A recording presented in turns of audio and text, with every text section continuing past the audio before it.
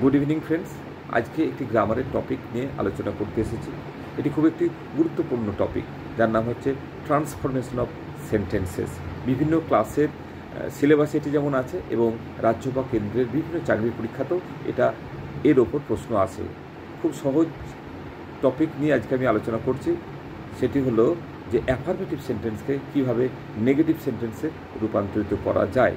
আরও স্পষ্ট করে বললে হয়, ওনলি দিয়ে শুরু সেন্টেন্সগুলো যেগুলো অ্যাফার্মেটিভ, সেগুলোকে কীভাবে নেগেটিভ করা যায় সেই নিয়ে আজকের আমার এই ভিডিও। তো কথা না বাড়িয়ে আসা যাক মূল বিষয়। আমি দুটো উদাহরণের মধ্যে দিয়ে এই বিষয়টি আমি বন্ধুদের সামনে তুলে ধরার চেষ্টা করছি। আমার স্ক্রিনে কিন্তু এই দুটো উদাহরণে কিন্তু আসবে। তো ওই স্ক্রিনে যে আপনারা উদাহরণগুলো দেখতে পাচ্ছেন, আর আমি যে মুখে বিষয়টাকে বোঝানোর চেষ্টা করছি, এই দুটোকে মেনে নিলেই আপনাদের কাছে বিষয়টা খুব সহজেই বোধগম্য হয়ে যাবে। তো দেখুন, আমি দিয়েছি প্রথম sentence, only you can do it. এর বাংলা মানে হচ্ছে একমাত্র তুমি এটা করতে পারবে, অথবা একমাত্র তুই এটা করতে পারিস, অথবা একমাত্র আপনি এটা করতে পারেন। এটার মধ্যে কোথাও দেখুন নো, নট, নেভার বা নো ওয়ান বা নান বা নাথিং এই ধরনের নাবাচক কোনো শব্দ নেই। কাজে এই শব্দটা হচ্ছে, এই সেন্টেন্সটা হচ্ছে অ্যাফার্মেটিভ সেন্টেন্স। এটাকে আমরা নেগেটিভ সেন্টেন্সে কী করে রূপান্তরিত করব, মানের পরিবর্তন না করে, সেটাই আলোচনা করব। দেখুন, only you can do it এই সেন্টেন্সটা নেগেটিভ করলে হবে মানের পরিবর্তন না করে, হবে none but you can do it, অথবা no one but you can do it.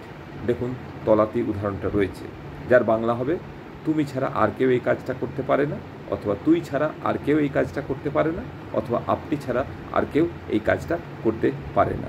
দেখুন মানে কিন্তু একই, একমাত্র তুমি বা তুই বা আপনি এই কাজটা করতে পারেন, তাই না? তাহলে মানেটা এক রইল। অথচ দেখুন দ্বিতীয় যে উদাহরণটা বললাম, ওখানে নো ওয়ান বা নান বাট কথাটা যোগ হয়ে গেল, কাজে এটা নেগেটিভ হয়ে গেল। তাহলে নিয়মটা কি দাঁড়ালো? নিয়মটা এই হলো যে অনলি শব্দটাকে আমরা তুলে দেবো, অনলির জায়গায় নো ওয়ান বা none but, no one but বা নান বাট এই কথাগুলো যোগ করে দিলেই অনলি দ্বারা শুরু অ্যাফার্মেটিভ সেন্টেন্সগুলো আমাদের নেগেটিভ হয়ে যায়। খুব সহজ উদাহরণ, তাই না? আশা করছি বুঝতে পেরেছেন। সকলে ভালো থাকবেন। ধন্যবাদ।